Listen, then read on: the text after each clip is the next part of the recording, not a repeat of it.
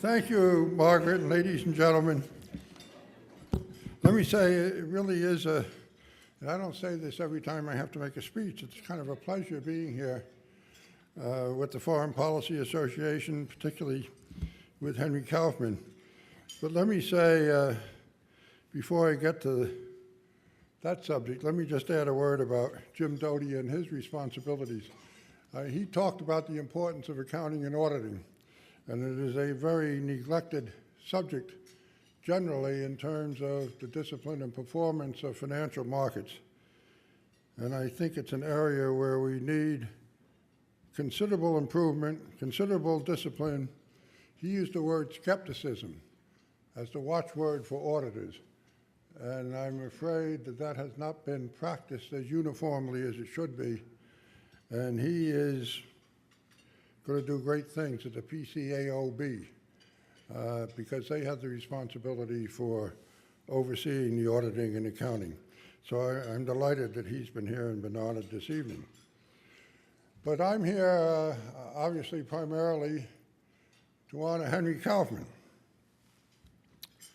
Now, it so happens I've known Henry Kaufman, I did a little arithmetic at the table, I believe for 55 years. That's about the time most of you were in grade school or kindergarten. And as I thought about my relationship with Henry during all these years, I do think I brought certain advantages to our friendship, our relationship. I am older than Henry by 6 weeks. I am taller than Henry by 12 inches.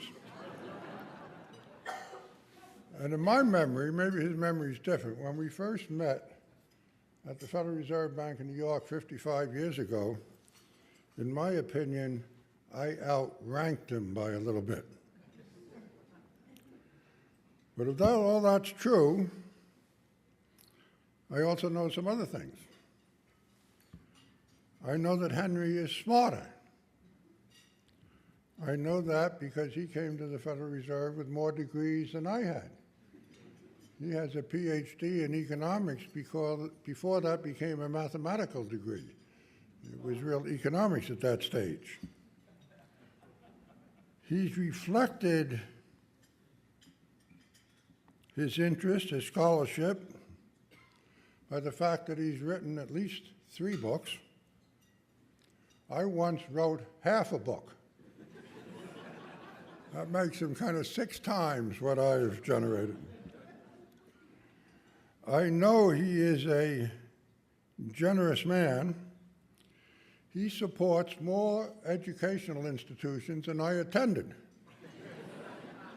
with a professorship here and a building there and all the rest. The most important fact I can tell you is that Henry knows more about interest rates than I do. Now that may surprise you.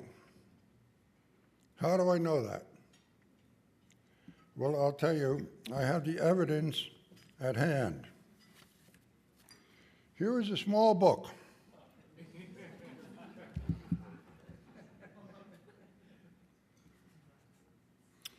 "696 pages. It is called The History of Interest Rates Since the Babylonian Enterprise and Wall Street." Now, Henry did not write this book,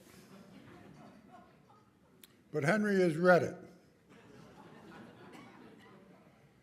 And I know Henry has read it for 2 reasons. He wrote a foreword to the book. And this is a new edition of the book, but I know Henry, and I know that he would not write a preface to a book where he had not read the new chapters in the book. So I can assume that was done. And Henry was very familiar with the first edition, which goes back some years. It was only 394 pages at that point. But in reading the preface to the book, I want to tell you why I know he knows all about interest rates. He said himself,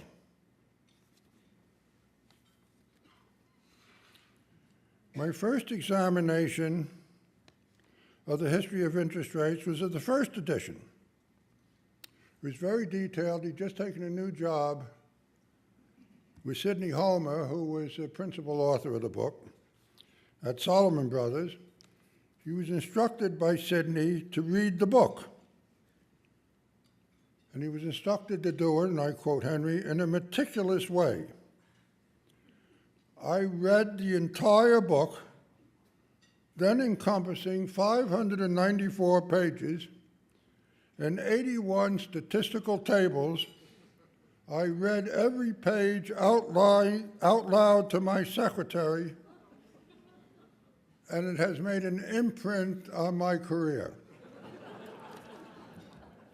Truer words, I suspect, were never spoken.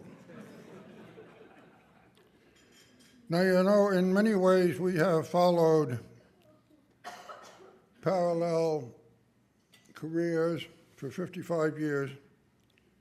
We actually grew up quite close together, about 5 miles apart geographically, but it was a lot more than 5 miles apart culturally.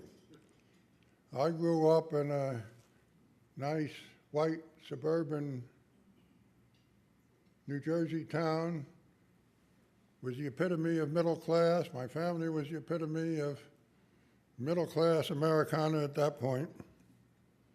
Henry, which ended up only 5 miles or so away across the George Washington Bridge, family and Henry were refugees from Nazi Germany, a little different from my experience, a little more exciting, if truth be told. He ended up in Washington Heights, which was kind of a hotbed of talent at that point, and talent was in considerable part fertilized by refugees from Nazi Germany. Henry went, I think, to the same high school as Henry Kissinger and others, and this was a place where these refugees, coming as children in his case, somehow became citizens of the United States of America. And I always wonder in our backgrounds, you know, back when I was in grammar school learning about George Washington Bridge, throwing silver dollars across the Rappahannock and cutting down cherry trees and log cabins for Abe Lincoln and on, part of our kind of mythical history. I mean, Henry and his compatriots down there on Washington Heights must have missed all that. But what's interesting is, obviously, in a very short period of time, they became Americans. I don't know why Henry ended up with a true blue New York accent, and Henry Kissinger never got over his. But be that as it may, I think it really is a source of pride for America that these people could be absorbed into the society of New York and make the contributions they have made. But I have to say, looking at Henry's career and some of the parallels we've had, he no doubt loves his country, but he's also aware of its faults, not least in financial markets. And not so coincidentally, in recent years. Now, Henry's a man who grew up in our financial markets. He started out in the Federal Reserve, but he went to Solomon when that was quite an institution. He left that after a few years and has been in the financial world as an entrepreneur, but he's very aware of what's been going on, and he is as concerned about the faults and the stresses in our economy and our financial system as anybody. But I think it's fair to say that cognizant of all those problems, Henry wants to do something about it. He wants to do something about it. He's aware of the problems. That's part of the reason he wrote these books. And part of the lesson of those books, and I don't know what he's going to tell us tonight, but he has to raise the question of the degree to which those in financial markets have lost their way. Have they lost their sense of fiduciary responsibilities? Where is the sense of responsibility to a customer and to an institution, the kind of institution that he grew up in, the partnership that he grew up in, whether that institution is a private institution or a public institution? And where is the sense of personal responsibility? Personal responsibility among all the mechanistic, mathematical models that exist in financial markets these days? Well, I don't know the answer to all those questions, but I do know that Henry Kaufman is still at it. He's still at it, speaking his mind, doing what he can do intellectually, publicly, privately, to make this country better. So for all those reasons, Henry, I want you to come up here so I can take great pride in presenting you the Statesman Award as a great American citizen.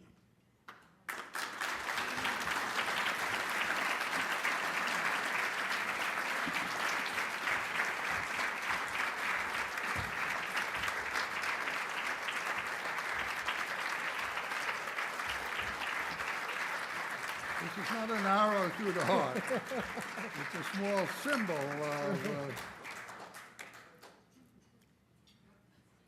Statesman Award presented by the Foreign Policy Association to Henry Kaufman. Is that your name? President of Henry Kaufman and Company. Right, December 6th.